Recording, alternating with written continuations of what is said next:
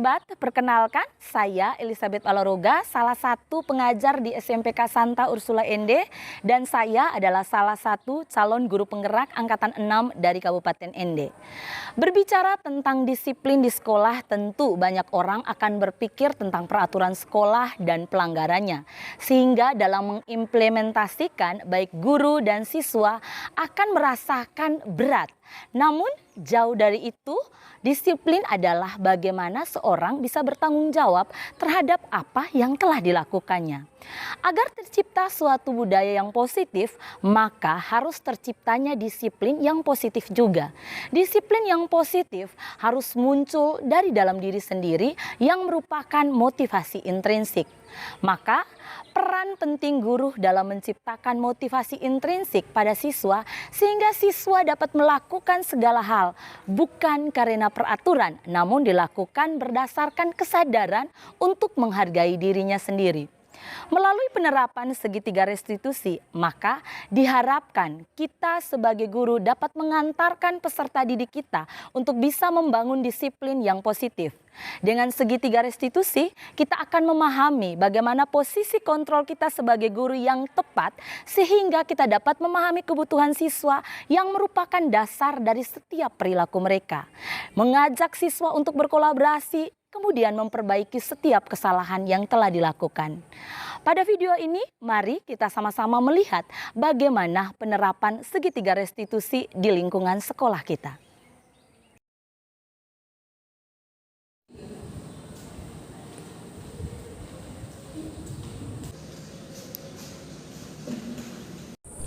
Hai Jane, selamat siang. Apa kabar hari ini?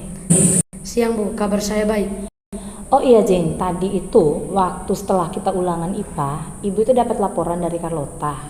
Bolehkah Jane cerita dengan jujur apa sih sebenarnya yang terjadi waktu ulangan IPA tadi? Boleh Bu, kalau saya cerita dan jujur, saya takut Ibu marah kepada saya. Emangnya kenapa Ibu harus marah dengan Jane? Tadi pas ulangan saya melakukan hal yang tidak baik Bu. Oh, kalau untuk melakukan hal yang tidak baik itu sebenarnya setiap orang itu wajar-wajar saja kalau untuk melakukan kesalahan. Yang terpenting adalah Jane, kita mampu menyadari apa yang kita buat, lalu kita bisa mempertanggungjawabkan. Nah, sekarang coba Jane ceritakan dengan jujur apa sih sebenarnya yang terjadi? Sebenarnya Bu, tadi pas waktu ulangan saya menyontek. Memangnya kenapa sampai Jane bisa menyontek seperti itu? Sebenarnya semalam keluarga dari kampung kami datang. Di rumah kami menjadi penuh. Terus? Situasi di rumah kami sangat ramai, tidak memungkinkan saya untuk belajar. Terus? Dan saya juga ingat besok ada ulangan IPA.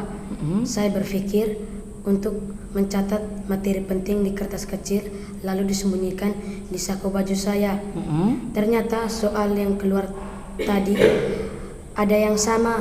Saya mencoba untuk membuka kertas itu, ternyata benar. Begitu, jadi sebenarnya wajar ya Jane mau ini supaya nilai IPA bagus.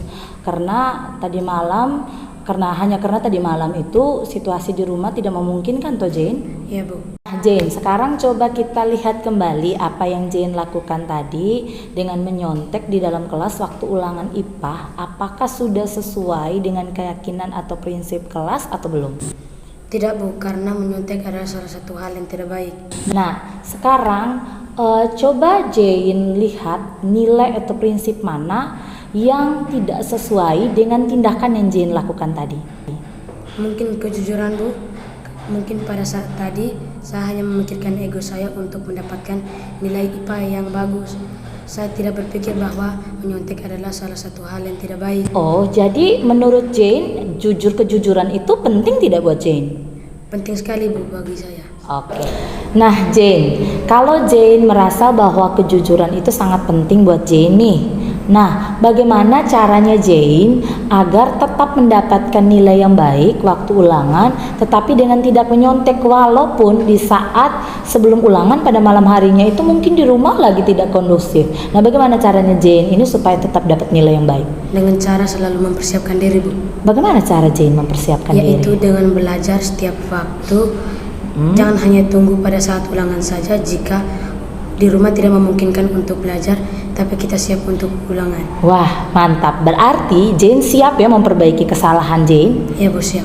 Nah, kalau seandainya Jane ini memperbaiki kesalahan Jane, Jane akan jadi orang seperti apa? Orang yang rajin belajar dan orang yang selalu siap.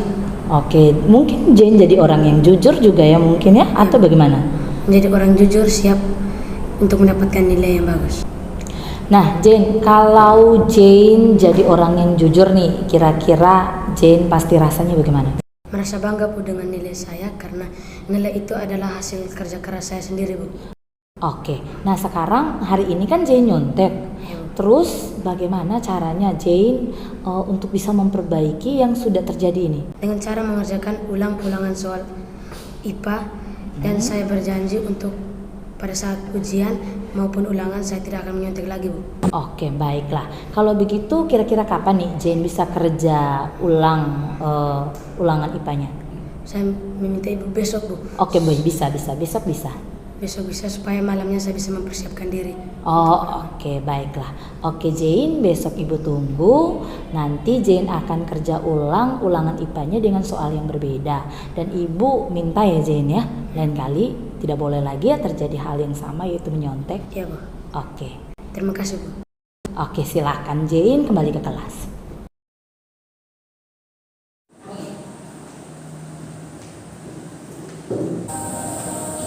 Selamat siang Bu. Selamat siang Gadis. Tadi pas istirahat yang bilang Ibu Risma bisa Bu, apa benar? Oh, betul. Saya dipanggil ini apa engkau tadi saya minta tolong lihat. Oh iya, silakan duduk dulu Gladys. Jadi begini Gladys, kemarin engkau punya ketua kelompok yang pengerjaan market, project market yang Ibu kasih di mata pelajaran IPA tuh. Datang ketemu Ibu. Nah, kebetulan ternyata harus mengumpulkan market hasil kerja punya kelompok engkau. Terus di sana dia cerita tentang bagaimana proses pembuatan market di dalam kelompoknya dan keaktifan anggota kelompoknya. Nah, hari ini Ibu pingin dengar langsung dari Gladys bagaimana proses pembuatan market yang kelompokmu buat, terus keaktifan Gladys mungkin di dalam kelompok. Sebelumnya saya minta maaf Bu. Kenapa? Kemarin pas proses pembuatan market saya tidak aktif Bu. Oh, Gladys tidak aktif? Iya Bu. Memangnya ada apa Gladys tidak aktif? Rumah saya jauh Bu, di kilometer 10. Kenapa? Apa hubungan dengan proses pembuatan market? Transportasi dari rumah ke Ursula, transportasinya 15.000. Terus? Jadi satu hari saya harus keluar uang 60.000 Bu. Oh, Karena bolak-balik. begitu. Jadi berat ya uang transportasinya. Ya Bu. Oh, aduh, tidak apa-apa. Kalau Ibu jadi Gladys juga mungkin ya. Kalau Ibu usia Gladys, Ibu pasti mungkin melakukan hal yang sama. Karena kalau 60.000 ya memang agak berat dalam satu hari ya kan Gladys. Hanya untung saja Gladys itu masih datang di pagi hari ya toh. Pagi hari Gladys datang toh. Saya datang Bu karena saya tahu sekolah adalah penting bagi masa depan saya. Oh, mantap, luar biasa. Tapi tidak apa-apa. Nanti kita akan cari solusinya. Oke, Gladys, nah coba kita lihat kembali apa yang sudah Gladys lakukan nih. Gladys kan tidak mengerjakan market bersama teman-teman kelompok Gladys. Nah, kira-kira apa yang Gladys lakukan itu sudah sesuai atau tidak dengan keyakinan atau prinsip kelasnya kita? Tidak Bu. Nah, kira-kira keyakinan atau prinsip di dalam kelas yang tidak sesuai dengan apa yang Gladys lakukan itu apa? Mungkin nilai gotong royong Bu. Oh, nilai gotong royong. Nah, kalau menurut Gladys, kira-kira nilai gotong royong itu penting tidak untuk hidupnya Gladys? Penting Bu. Oke. Nah, kalau Gladys rasa bahwa nilai gotong royong ini sangat penting buat hidupnya Gladys. Nah, kira-kira bagaimana caranya Gladys bisa tetap kerja kelompok, tugas kelompok apapun itu tanpa harus bolak-balik ke rumah karena memang jaraknya jauh. Mungkin saya harus jujur dengan setiap anggota kelompok saya agar mereka mengetahui kondisi saya sebenarnya. Kalau mereka sudah mengetahui kondisinya ini Gladys bagaimana? Mungkin kami harus kerja market pada saat pulang sekolah atau jam istirahat Bu. Oke, berarti nanti akan sepakat dengan kelompok untuk bisa kerja pada jam istirahat atau jam setelah pulang sekolah ya, sehingga tidak bisa bolak-balik. Berarti Gladys bersedia dong memperbaiki kesalahan yang Gladys buat. Bersedia Bu. Nah, kalau Gladys bersedia memperbaiki kesalahan yang Gladys buat, kira-kira nih kalau sudah bisa memperbaiki, Gladys akan jadi orang yang seperti apa nih? Saya bisa bisa menjadi orang yang bisa bekerja sama dengan orang lain, Bu. Nah, kalau seandainya kita bisa bekerja sama dengan orang lain, tuh kita punya perasaannya bagaimana? Pekerjaan akan menjadi lebih ringan dan saling berbagi, Bu. Oke, berarti kamu senang dong bisa berbagi, bisa Senang. bekerja sama dengan orang lain kan? Senang, Bu. Oke. Nah, Gladys, market kelompokmu kan sudah dikumpulkan. Ya, Bu. Hanya persoalannya sekarang adalah namamu itu tidak ditulis sebagai anggota kelompok yang aktif. Nah, sekarang bagaimana Gladys memperbaiki masalah yang sudah terjadi ini? Mungkin saya kerja sendiri kali ya, Bu. Boleh kerja sendiri, tapi persoalannya kalau kerja sendiri itu bukan namanya kerja kelompok sih.